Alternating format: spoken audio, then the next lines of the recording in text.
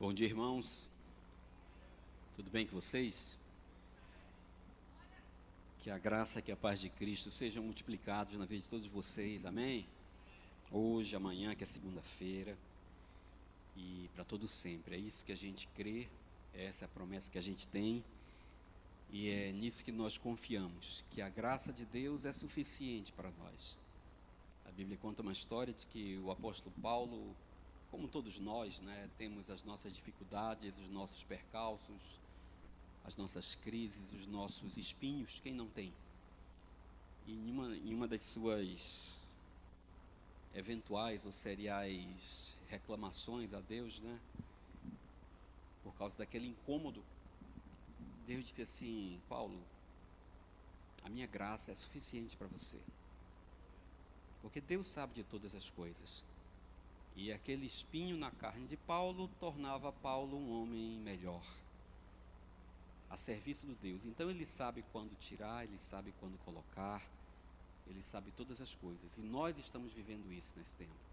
Mais do que nunca, talvez de uma maneira muito evidente, a gente está numa situação onde praticamente não dá para contestar a nossa total dependência de um Deus que está no controle de absolutamente tudo. Amém? Esse período, como o irmão estava falando aqui, também na minha casa, apesar de todo o cuidado, Keila também foi acometida, Nós passamos o período Natal, Ano Novo, aquelas datas que a gente considera assim sagradas, que tem que sair, que tem que fazer tanta coisa que a tradição nos empurra muitas vezes para fazer. Nós estávamos em casa. Eu descobri na véspera de Natal que Keila estava com Covid, deu positivo, e eu, independente de decreto, eu decretei prisão domiciliar na minha casa, Aprisionei Keila num quarto, cada uma das minhas meninas ficou presa em um quarto também. Eu fiquei lá no resto da casa e estava só servindo a bandejinha por dia lá, e foi um tempo que a gente teve que passar com a graça de Deus, e as minhas meninas não foram acometidas, eu por algum motivo também não, apesar da exposição, mas quem sabe de tudo é Deus, e a gente consegue passar e ver que o que nos segura, o que nos mantém, o que nos retém assim nesse caminho é a confiança em um Deus que não perde o controle de nada. Amém? Eu quero orar com você 30 segundos para a gente compartilhar alguma coisa aqui da palavra de Deus, pode ser? Pai querido, eu sou grato a Ti, Senhor, sempre sou grato a Ti, porque Você sabe todas as coisas, Você provém todas as coisas, é pela Tua mão que eu estou aqui, é pela Tua mão que cada um de nós está aqui, é pela Tua mão, Senhor Deus, pela Tua vontade, pelo sopro da Tua boca que o Teu povo sobrevive nessa terra e se mantém, Pai querido, é pela Tua vontade, é pela Tua palavra que o oceano não avança, que o firmamento permanece onde está, que as aves voam e que nós estamos aqui, Pai. Não temos o que contestar, temos apenas que agradecer e ficar, Senhor Deus, feliz por Você estar cuidando de todos nós, a Tua igreja preservada, salva, íntegra, Senhor Deus, independente de tudo que a gente possa viver, Pai. Que nessa manhã tenhamos aqui um tempo de encontro, tenhamos um tempo de refeição, tenhamos um tempo realmente à Tua mesa, onde vamos celebrar a ceia, lembrando a morte de Jesus, mas principalmente a sua ressurreição, o seu sacrifício, não um sacrifício, a sua oferta por nós, Pai. Que tenhamos um tempo de avanço, de amadurecimento, Senhor Deus, restabelecendo os pactos, os votos, lembrando que temos uma aliança contigo, Senhor Deus, e essa aliança não será quebrada, Pai. Que o Teu nome seja glorificado, que a Tua palavra seja fixada, escrita em nossos corações, que a Tua vontade seja esclarecida em nossa vida, Senhor Deus, e que nós possamos avançar nessa caminhada que Você desenhou para nós há muito tempo atrás, Pai. Toda honra, toda glória, todo louvor seja unicamente para Ti nessa manhã, assim eu creio. Amém. Quem crê comigo? Meus queridos, eu quero convidar os irmãos a ler um trecho daqui da palavra de Deus para a gente compartilhar hoje com vocês, que vem nos ajudar, eu creio assim, para que a gente tenha uma vida boa. Quem está aqui quer uma vida boa, uma vida alegre, independente das coisas, né? O Hélio cantou uma música aqui, daquelas músicas, como ele mesmo falou e testemunho aqui, uma música difícil de cantar. É muito bom ser poeta, é muito bom cantar, é muito bom compor. A dificuldade é que as músicas duram 3 ou 4 minutos, né?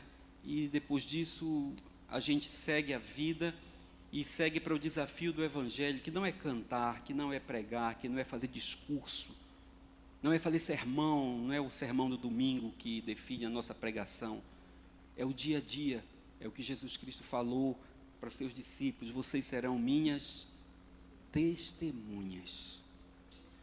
E para que nós não venhamos a ser falsas testemunhas, nós temos que ter uma experiência viva, real, verdadeira, pessoal, para poder contar o que a gente vive, para poder testemunhar o que a gente vive, para que possa haver verdade, autoridade naquilo que nós falamos. Quando nós vemos aqui o Hélio cantando uma música bastante conhecida, que todo mundo canta e talvez não sinta nada, mas para ele tem um efeito diferente. A gente vê a autoridade no que fala, porque há uma experiência por trás.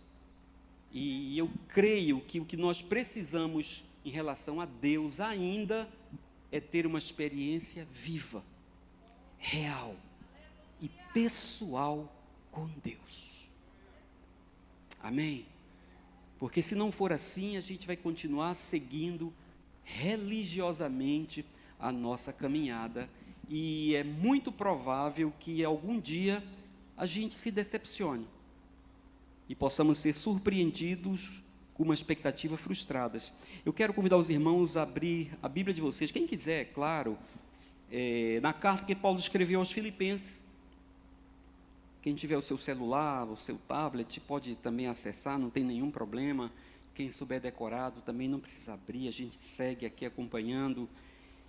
É uma carta que quer dizer, eu sou suspeito, né? Eu gosto muito, e principalmente o capítulo 2, que nós vamos ler um trecho agora, um trecho pequeno, mas é um trecho que por muito tempo, assim que eu comecei a entender o que era servir a Deus, o que era andar nesse caminho, eu exaustivamente lia esse capítulo 2, todos os dias, mais de uma vez por dia, porque eu queria ser convencido disso.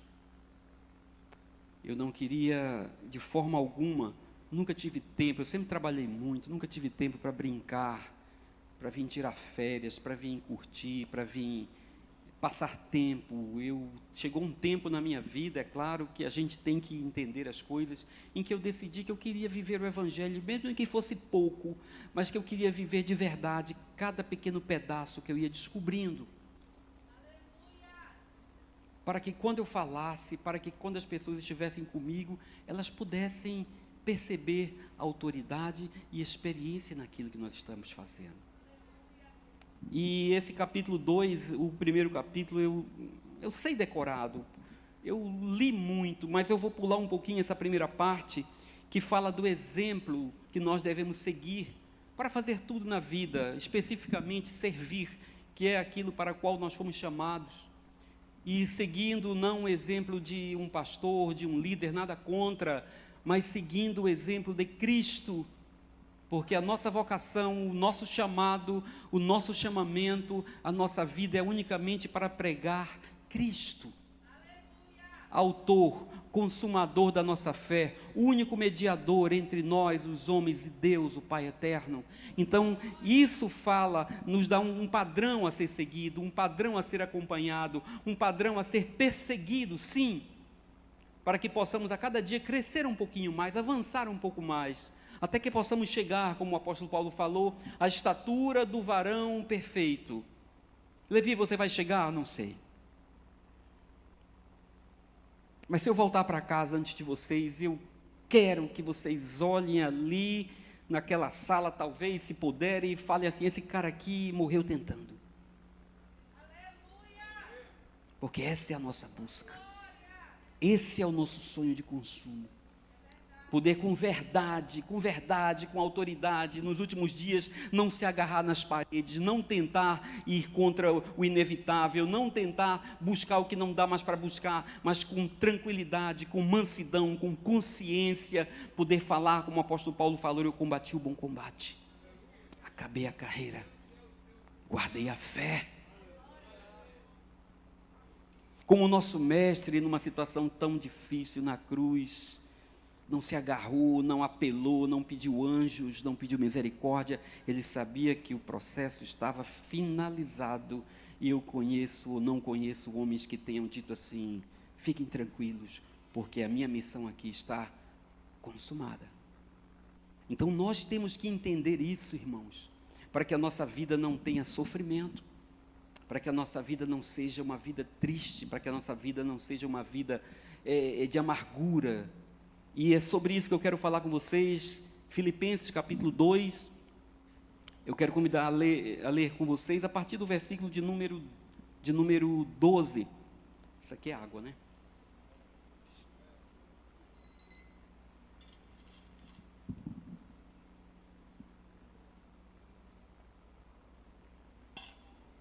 Os irmãos acharam?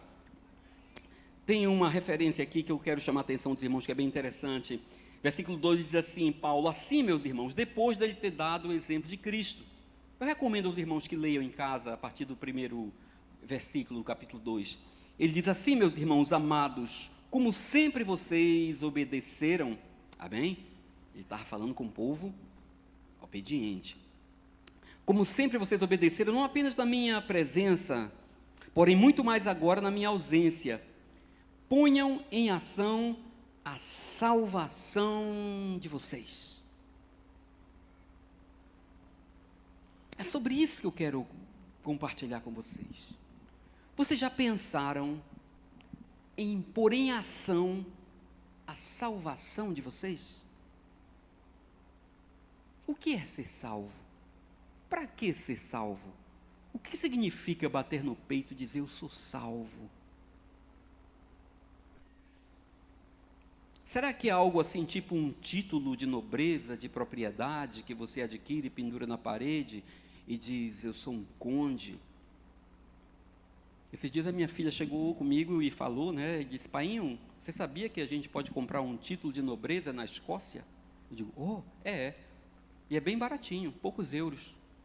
Você compra um título e pode ser um lord, uma milady, e ganha o direito de, tipo um pé quadrado, assim, lá naquelas áreas da Escócia. Sabia? Isso é possível hoje pela internet, você vira nobre e pendura aquilo na parede.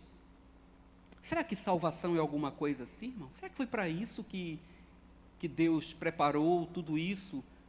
E a gente tem a salvação, e a pergunta que eu faço hoje foi a que eu fiz para mim. Porque Paulo diz assim: olha, peguem a salvação de vocês e ponham em ação. Façam com que ela funcione. Para que serve a salvação? Você já pensou nisso? Eu sou salvo para quê? Para ser arrebatado no dia do arrebatamento? Eu sou salvo para ir para o céu? Ou pior ainda, eu sou salvo para não ir para o inferno? Eu sou salvo de quê? Eu sou salvo de quem? A salvação é para o futuro? É para a eternidade? É para o céu? É para agora? Vocês já pensaram nisso? O que nós estamos fazendo com a salvação? O que é a salvação? Então Paulo aqui, ele está dizendo aos irmãos, dando um conselho, e eu acredito que é pertinente. Eu acredito que é importante, eu acredito que tem um porquê, que tem um sentido. Continuem me obedecendo, como vocês têm feito, e me obedeçam nisso também. Ponham em ação a salvação de vocês. Alguém já havia pensado nisso? Quantas coisas nós temos em casa, nesse mundo tão consumista, que não nos obriga, mas nos empurra a comprar tanta coisa que a gente não precisa. Está rindo com seus olhos para mim? Os closets hoje são maiores do que os quartos de dormir. As garagens são maiores do que as salas de jantar. Eu entendo um pouco de imóveis, entendo um pouco de projetos, Por que isso, irmãos? Nós estamos comprando, estamos tendo coisas, e o que é que a gente está fazendo com tudo isso que a gente tem? De que tem adiantado tudo isso nesse período que nós estamos vivendo agora?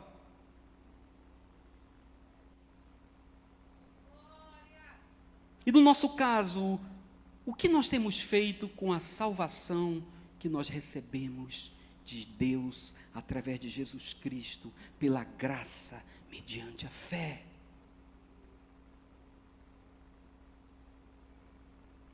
Talvez tenha até alimentado o orgulho de muitos, a presunção de outros que batem no peito e dizem: eu sou salvo, eu vou para o céu. E Paulo aqui, para não esticar muito, ele vai falar sobre isso. Ele diz como a gente pode colocar a nossa salvação em ação. Ele disse: ponham em ação a salvação de vocês com temor, com tremor. Por quê? Porque por trás de tudo isso, ele falou sobre o sacrifício de Cristo. Ele já falou sobre o que isso custou, o que isso representa. Isso não é uma coisa banal, isso não se resolve com cartão de crédito, isso não se compra com oferta, com dízimo, qualquer tipo de sacrifício.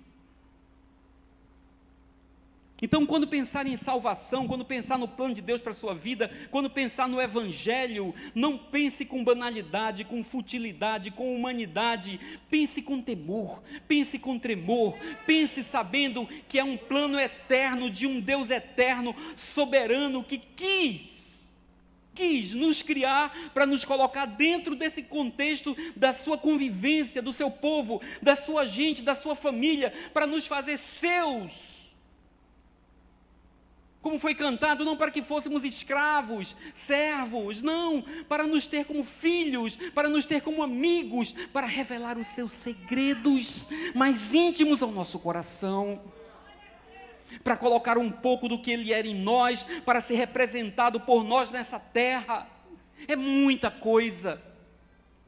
Salvação não veio para nos livrar do inferno, não. Deus podia resolver isso com um estalar de dedos e todo o inferno e todo o diabo e as potestades sumiriam, mas Ele os mantém porque quer.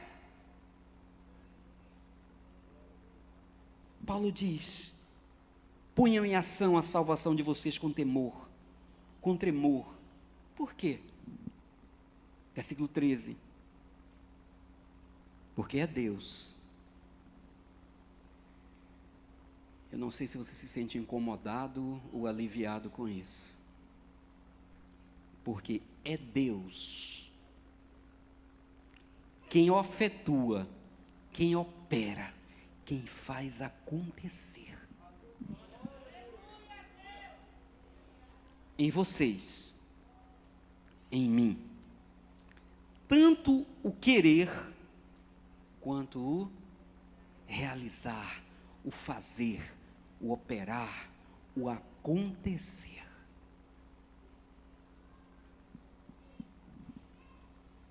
Amém, irmãos? É Deus quem faz com que a gente queira, e é Ele quem faz com que esse querer se realize.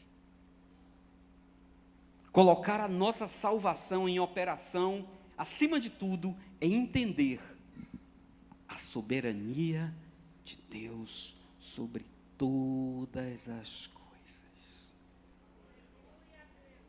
De que o meu Deus, de que o nosso Deus não foi pego de surpresa.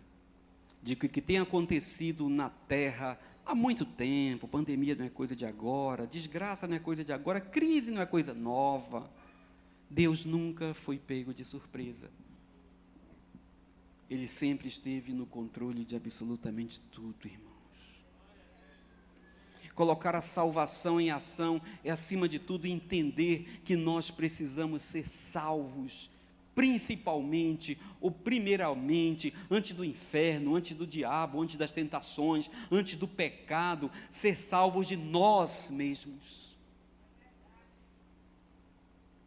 Ser salvo do meu desejo, ser salvo da minha soberba, ser salvo do meu orgulho, ser salvo da minha ganância, da minha vaidade, sim, do meu pensamento soberbo e arrogante de achar que eu tenho solução, que eu sou melhor do que o outro. de que eu posso mais, de que eu sei mais, de que eu falo melhor. Não!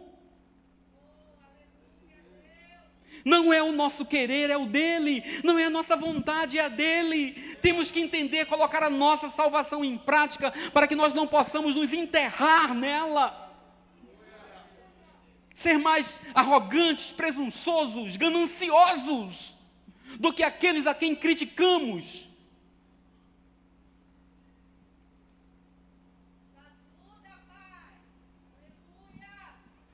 Colocar a nossa salvação em ação, movimentá-la a partir de nós, voando baixo. Talvez seja um paradoxo diante de tudo que é pregado na internet, mas voando mais baixo, baixando mais, ficando rasinho. Porque enquanto tem gente iludida com o Evangelho, querendo tocar os céus com as mãos, o meu Cristo baixou. Baixou. Fala no capítulo 2, aqui no comecinho, ele desceu do seu poder, da sua glória, da sua graça, do seu trono, do seu lugar de bajulação, do seu lugar eterno, onde o sonho do inimigo de Satanás, de Lúcifer, era estar ali.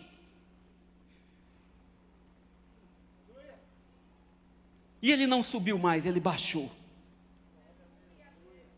Desceu.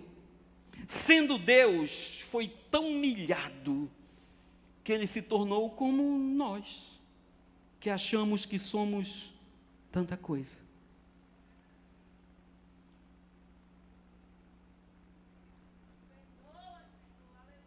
Voou baixinho. Saiu da eternidade e veio para o nosso tempo, veio para o cronos limitado. Saiu do céu, veio para a terra. Chegando na terra não foi suficiente. Foi ao pior lugar do mundo, de maior humilhação, foi para a cruz. Nu, despido, sem nada. Como se não fosse suficiente, desceu mais, sim. Desceu ao submundo, desceu ao inferno.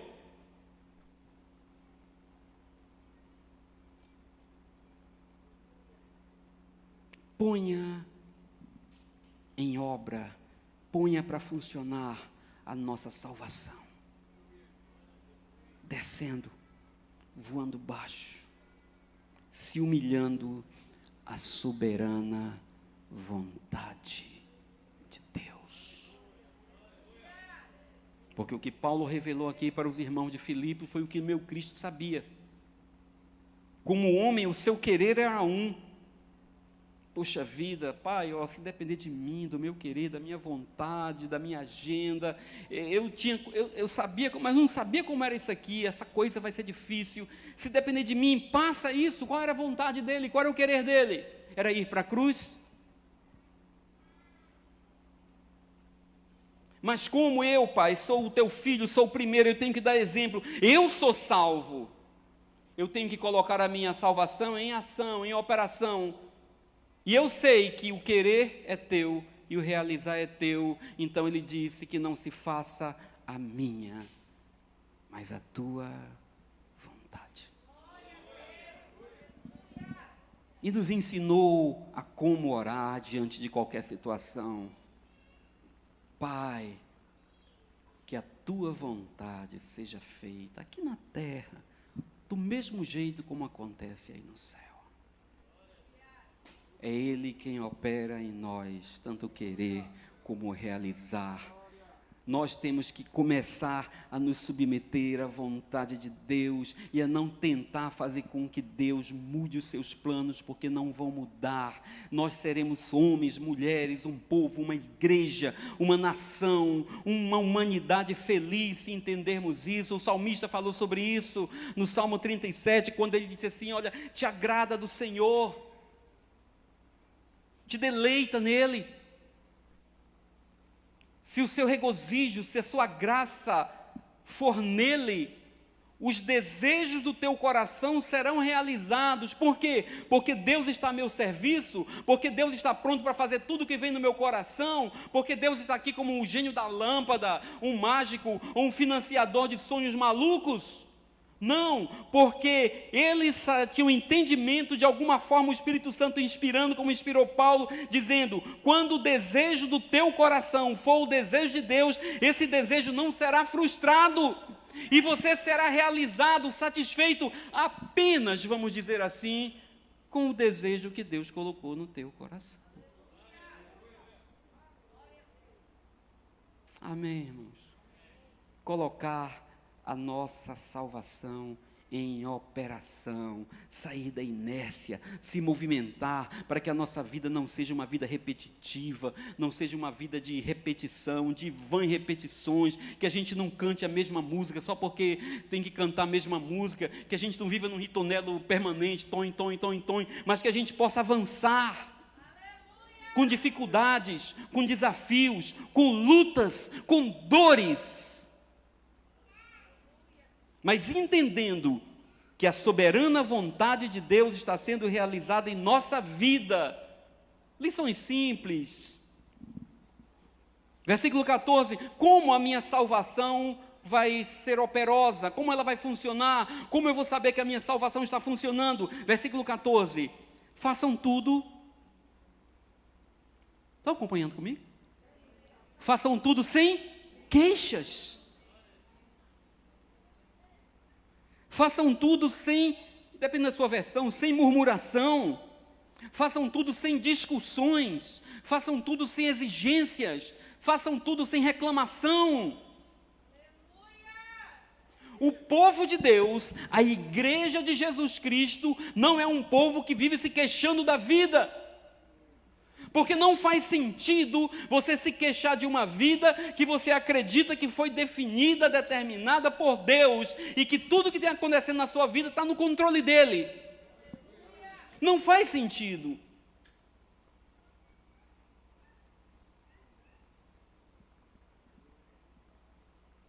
Os filhos de Deus não andam fazendo abaixo-assinado para mudar uma situação que foi Deus quem permitiu.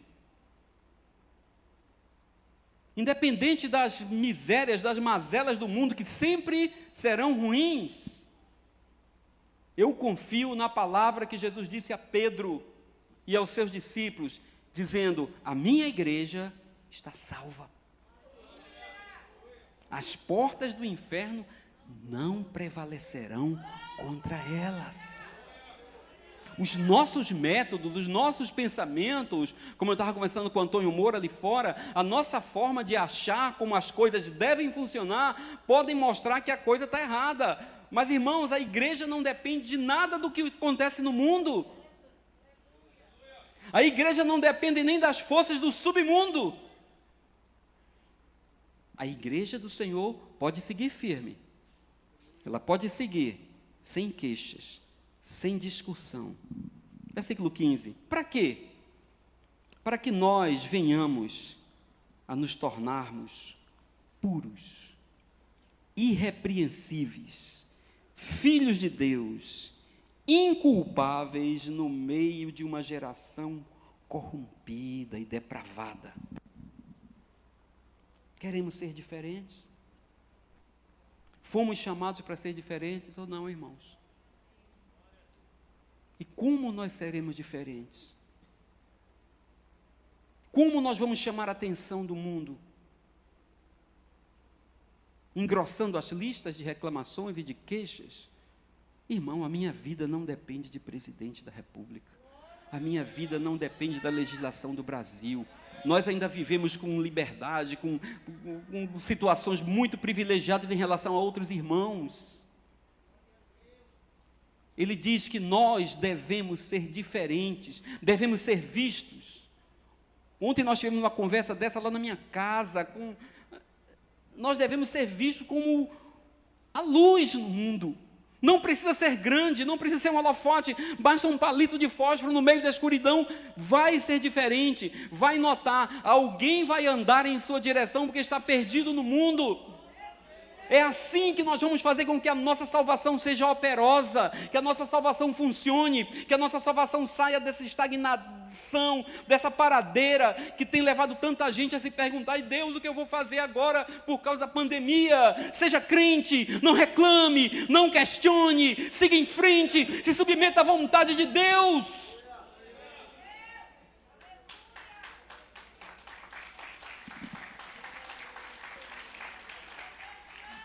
No meio de uma geração corrompida e depravada, não vou entrar em detalhes que não precisa, você pode ser a única esperança onde você trabalha, atendendo seus clientes, atendendo seus pacientes,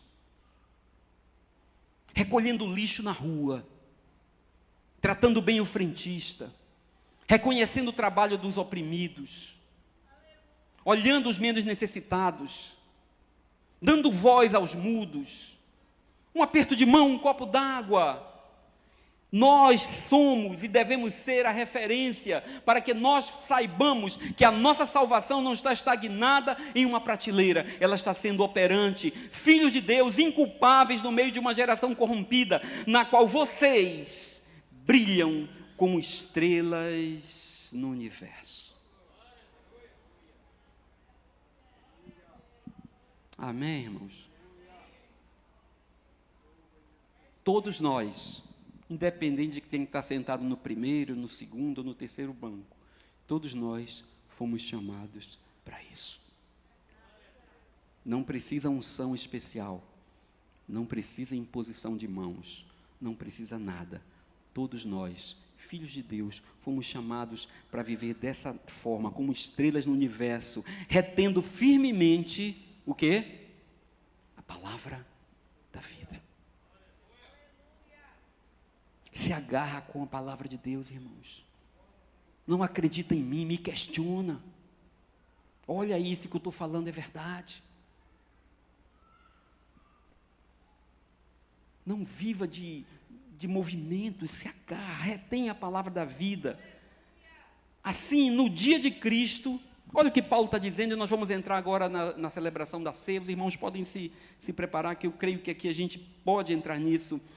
Assim, no dia de Cristo, Paulo dizendo: eu me orgulharei de não ter corrido, nem me esforçado inutilmente. Você já imaginou uma vida que nós temos aqui, de renúncia? Como nós falamos muitas vezes, né? O povo faz isso, faz aquilo, a gente não faz nada. Fica aqui agarradinho, nesse negócio todo. Depois de uma vida que a gente considera sacrificial, chegar no último dia, a gente falar assim: poxa vida,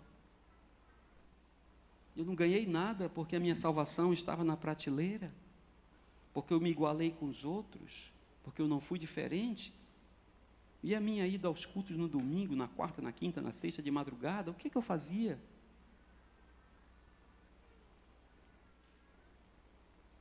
Paulo disse: olha, irmãos, a vida do apóstolo Paulo, um homem de Deus, não era uma vida fácil, uma vida difícil, muito difícil. O cara viveu o que a gente nunca viveu. E ele está dizendo assim: olha, irmãos, eu não quero me arrepender disso. Eu não quero me arrepender disso. No dia de Cristo, eu quero não ter me arrepender de ter corrido, nem ter me esforçado tanto. Quem tem se esforçado pelo Evangelho? Quem tem se esforçado para ter uma vida de honradez, uma vida honesta, uma vida de integridade? A gente não pode correr o risco, queridos, de deixar tudo isso passar. Ele, versículo 17, ele diz: eu continuo, contudo, mesmo que eu esteja sendo derramado como oferta de bebida sobre o serviço que provém da fé que vocês têm, o sacrifício que oferecem a Deus, estou alegre e me regozijo com todos vocês. E o versículo 18 ele encerra dizendo: que vocês estejam alegres e se regozijem comigo. Irmãos, não é uma vida de sofrimento. Eu vou baixar a cabeça, eu vou fazer isso, eu não vou fazer, eu não vou gritar, eu não posso reclamar. Não, aqui está dizendo o seguinte: que você tem que se submeter a vontade de Deus. Vai ter sofrimento, vai ter dores, nada será fácil, mas nós estamos vivendo um período em que a nossa vida, assim como a do nosso Cristo, eu digo um período aqui na terra, não estou falando de pandemia, a nossa vida aqui, como o apóstolo Paulo está dizendo, é uma vida de oferta. Você foi salvo para ser oferta. Você não vai dar oferta daqui a pouco e vai enfiar a mão no bolso e dar um dinheiro, não. Isso é outra coisa. Isso é materialização para resolver um problema aqui financeiro que todo mundo tem, de pagar a conta. Mas quando nós fomos salvos, a nossa vida foi dada em oferta. Não uma oferta morta, mas uma oferta viva. E essa oferta tem que valer. Essa oferta não pode ser uma oferta de sofrimento, tem que ser uma oferta de quê? De alegria. Paulo dizendo, eu quero que vocês sejam alegres, assim como eu sou alegre. Aí você vai dizer, Levi, mas isso é difícil, porque o Hélio diz, você não sabe como era a minha vida, eu vinha para cá, mas a minha vida estava difícil, eu não vou perguntar a vida de vocês, que cada um aqui tem motivo suficiente para me fazer chorar, ou não? Quantos passam por dores?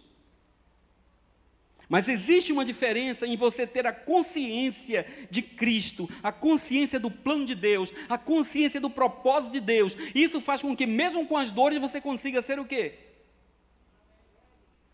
Alegre, feliz, não sofra.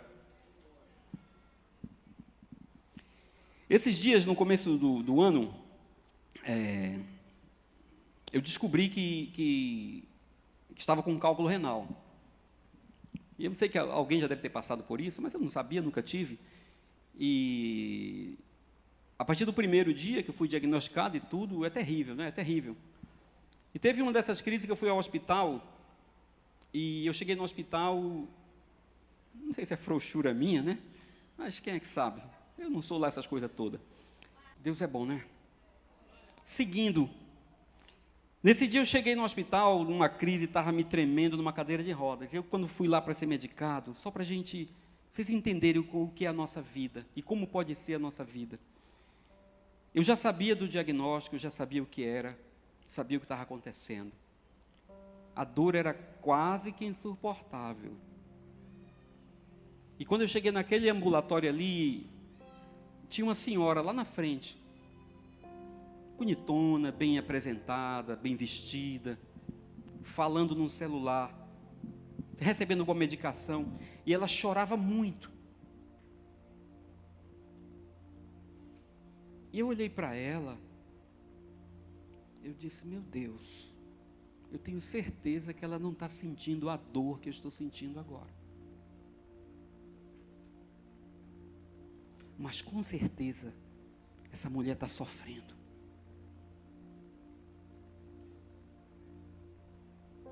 Porque apesar de eu estar sentindo muita dor naquele momento,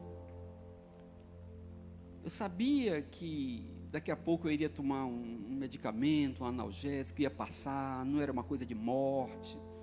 A minha casa estava bem, a minha família estava bem, eu estava em paz com Deus, apesar de ter muita dor. E aquela senhora não estava sentindo a dor que eu estava sentindo, mas ela estava sofrendo. Talvez porque não soubesse o que estava para acontecer. Talvez porque não tivesse algum diagnóstico definido. Talvez porque não tivesse uma esperança firmada. E eu fui, sentei e fiquei com isso no meu coração. A nossa vida, independente das dores, das dificuldades, das enfermidades, sempre terão dores, mas o que nos livra do sofrimento é a nossa salvação operando, sabendo que nada fugiu do controle, de que há esperança para o nosso futuro. porque as dores, as tribulações são passageiras, são momentâneas, machucam, arrancam um pedaço, como o meu Cristo foi triturado, machucado, entregue em sacrifício, mas aquilo de longe nunca foi sofrimento, porque Ele disse: a minha vida ninguém toma, eu ofereço como oferta para vocês. Vai doer, vai sofrer, vai sangrar, sim, irmãos, mas que a sua mente seja guardada. Eu oro nessa manhã, como o apóstolo Paulo orou, que o seu coração seja guardado, para que a paz que excede todo entendimento preserve a sua vida, a sua sanidade mental, a sua sanidade intelectual, os seus sentimentos, e que essa experiência, mesmo que dolorosa, não vai trazer sofrimento para a sua vida, porque você sabe que você foi salvo das suas expectativas, foi salvo dos seus anseios, foi salvo dos seus planos, foi salvo da sua história, foi salvo do planejamento maluco que você fez na sua vida e que nunca deu certo. Talvez a loucura de Deus funcione. Descanse. A tribulação é leve e momentânea, mas a paz de Deus vai nos fazer crescer, amadurecer, a ponto de, como Paulo falou aos Coríntios, na segunda carta, quando ele disse: para que as aflições?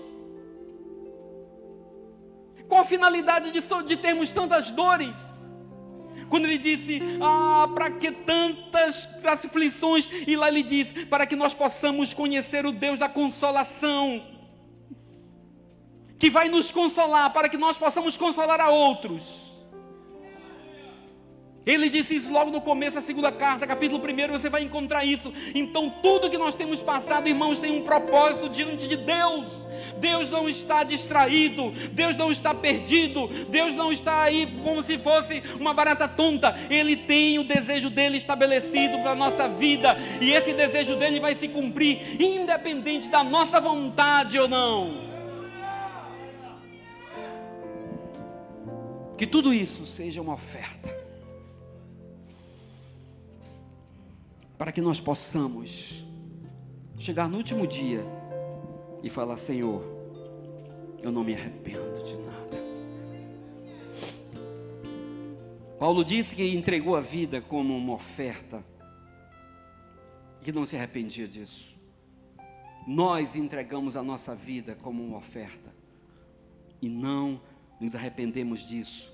Ele falou aqui aos Coríntios, no capítulo 1, quando ele diz assim: examine-se cada um a si mesmo, e então coma do pão e beba do cálice. Que pão e que cálice?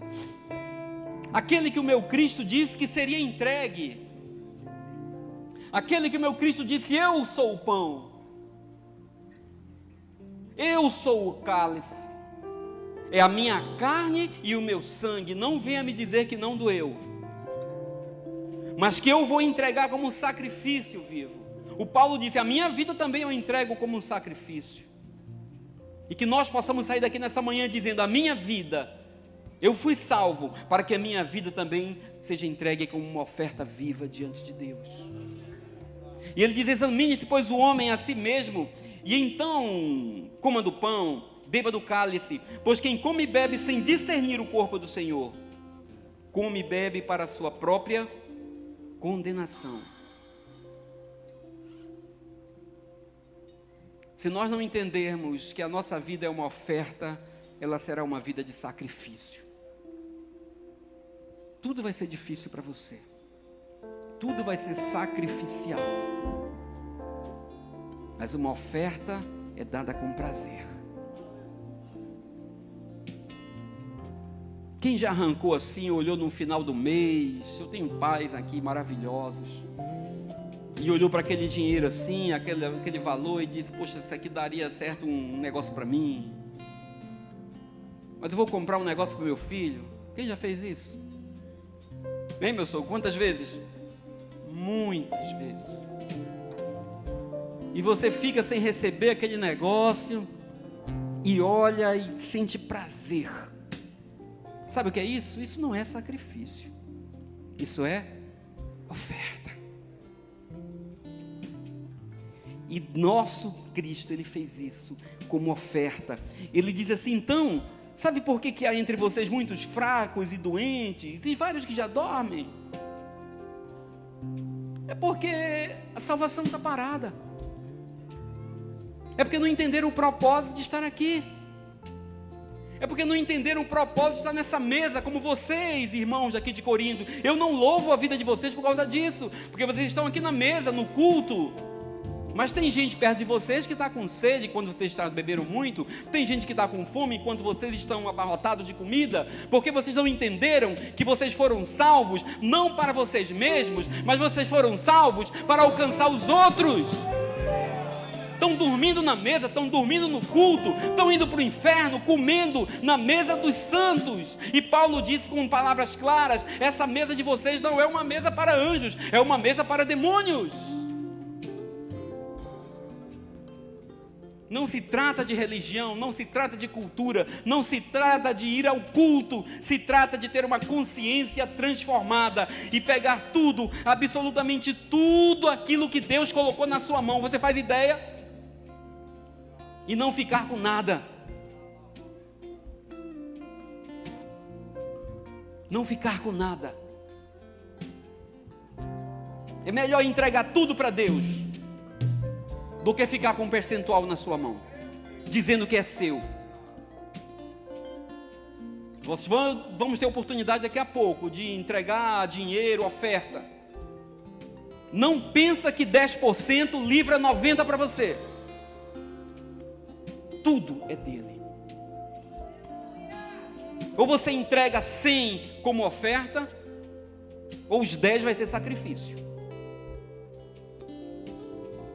Porque na hora que ele pedir, na hora que ele apontar, você tem que ter felicidade em entregar aquilo que ainda está na sua mão e que não é seu. Amém. Nós vamos agora convidar os diáconos, estão designados já, e vamos celebrar, irmãos.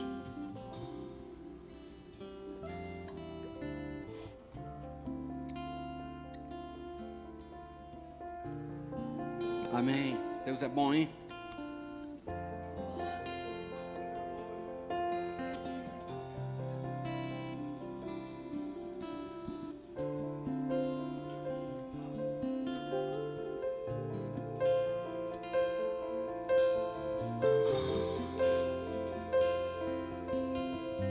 Versículo 31 aqui eu estou lendo em 1 Coríntios capítulo 11. É fato que existem entre nós alguns que dormem, distraídos.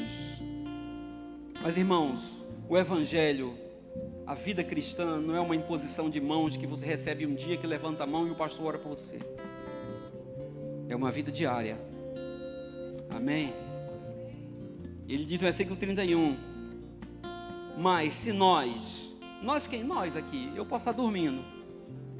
Eu posso ser um fraco também. Você acha que eu sou o quê? Hein, Faria? Mas se nós tivermos o cuidado de examinar a nós mesmos, não receberemos juízo. É uma caminhada, irmãos. É uma caminhada diária. Amém? Nós estamos hoje aqui diante de um memorial, diante de uma cerimônia que, para mim, na minha concepção, na minha cabeça, no meu coração, não está longe de ser religiosa. Só para lembrar que um dia o meu Cristo foi oferta por mim, foi oferta por você, para trazer uma salvação, para que nessa terra perdida, depravada, louca, onde nós olhamos para um lado e olhamos para o outro e não temos uma referência, nós não encontramos uma reserva moral,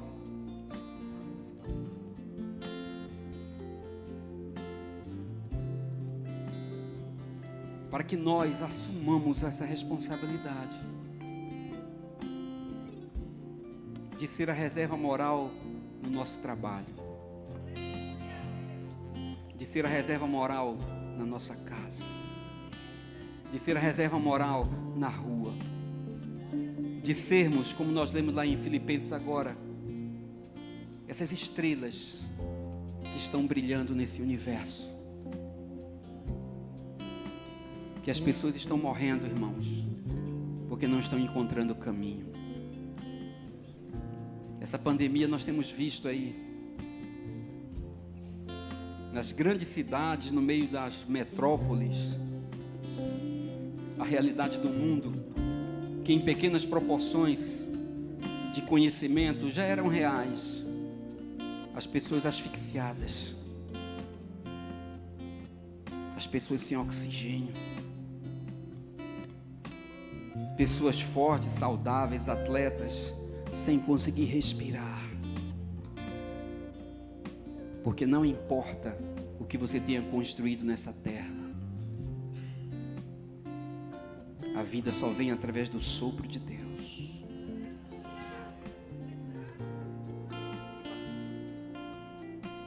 Sem Ele nós não somos nada. Não importa o quanto eu grite, se Ele não falar, eu nunca terei voz. A igreja de Jesus Cristo é um povo que tem voz nessa terra, é um povo que tem respeito nessa terra, é um povo que tem moral nessa terra, que ao participar do pão e do vinho, a gente possa fazer uma análise e fazer a pergunta que eu comecei no começo: o que nós estamos fazendo com a salvação? Amém? Nós vamos orar, né? Os irmãos vão distribuir aqui o pão e o vinho. Para simplificar as coisas, a gente vai ser mais direto. Que seja um tempo seu agora, que seja um tempo de perguntas. A resposta quem coloca no seu coração é o Espírito Santo. Mas nós vamos orar agora por isso que vamos fazer, amém? Pai, te damos graças em nome de Jesus pela tua palavra que certamente foi ministrada aqui. Te agradeço, Senhor Deus, porque você nos deu esse privilégio de estarmos aqui nessa manhã, Senhor Deus, para celebrar junto com nossos irmãos aqui essa mesa. Te agradecemos pelo pão que será distribuído e sabemos que esse pão é apenas pão de trigo, mas ele representa, é o símbolo do teu corpo que foi moído, foi quebrado, foi triturado por nós, Pai. Te agradecemos que por causa desse pão hoje nós temos paz, temos saúde, temos provisão. Te agradecemos, Senhor Deus, que agora vamos receber também um pouco de suco de uva, que aqui apenas suco de uva não vai virar o teu sangue, mas é para nos lembrar que um dia você derramou o teu sangue por nós, não apenas, Senhor Deus, para que pudesse nos lavar, mas para que pudesse, Senhor, assinar um contrato, um pacto, uma nova aliança conosco, o teu povo, Senhor Deus. Que haja consciência renovada nesse momento. Que ao participarmos do pão e do vinho, possamos lembrar que um dia você morreu por nós, mas ressuscitou para a nossa justiça, para a tua glória e para a tua honra, em nome de Jesus. Os nossos irmãos vão servi-los, enquanto os meninos vão cantar alguma coisa, amém?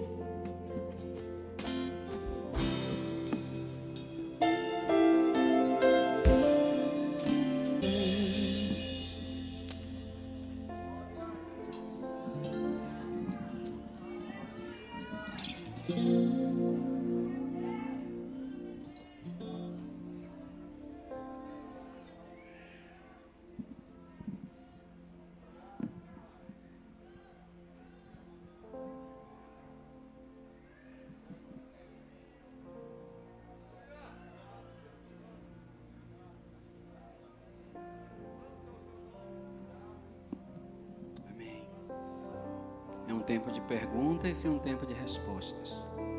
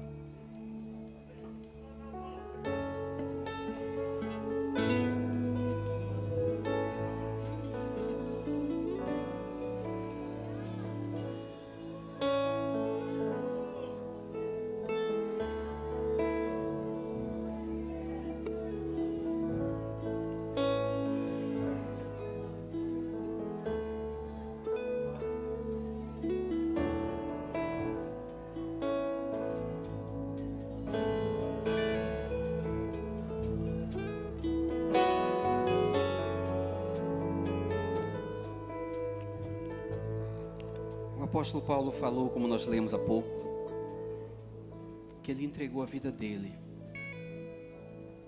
em oferta, como um vinho, replicando o que Jesus também fez, que entregou a sua vida como uma oferta, o seu sangue como uma oferta de bebida, como um vinho. E ele fez isso como um exemplo para nós, para que a gente também possa fazê-lo, não pressionado, mas com alegria no coração. Quanto às circunstâncias, igreja,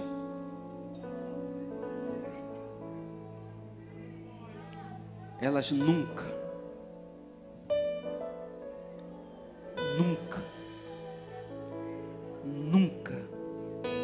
nos serão favoráveis, porque nós estamos em terra estranha, porque o nosso mundo não é esse, porque Deus, o meu Deus, não tem o mínimo interesse em nos deixar confortáveis aqui.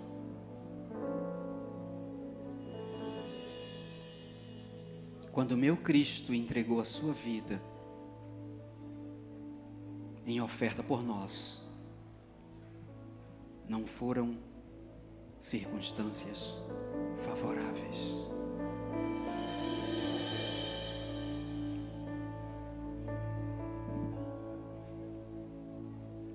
Por isso nós vamos participar agora do pão e do vinho. Eu pedi para o Elton passar a música de novo. Não foi por acaso que ele cantou. Eu não acredito nisso.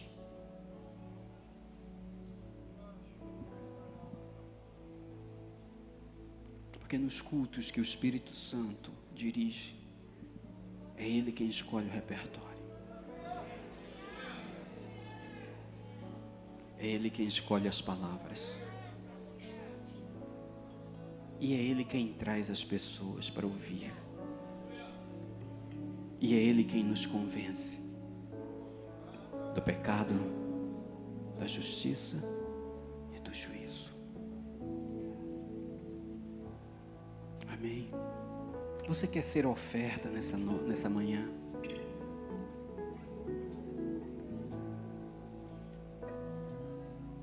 Você quer colocar a sua salvação em movimento a partir de hoje? Você quer aceitar? Parece estranho um momento de confissão na mesa do Senhor, mas é isso mesmo, é a cada dia. Você quer aceitar a soberana vontade de Deus na sua vida? Você quer abrir mão do seu querer para que o querer dele seja mais claro na sua vida? A responsabilidade dele não é com o seu querer, é com o dele.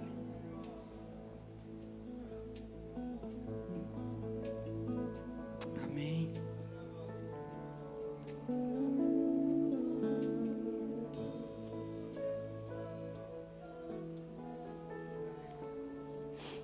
Dá um tempinho para você responder.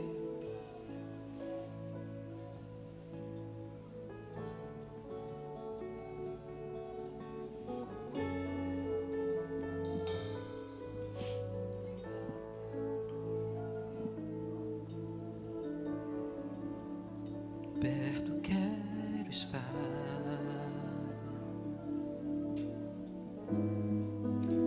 junto aos teus pés,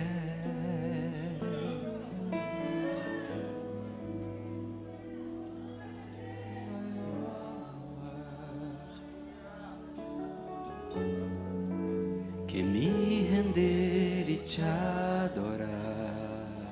Presta atenção. Tudo que há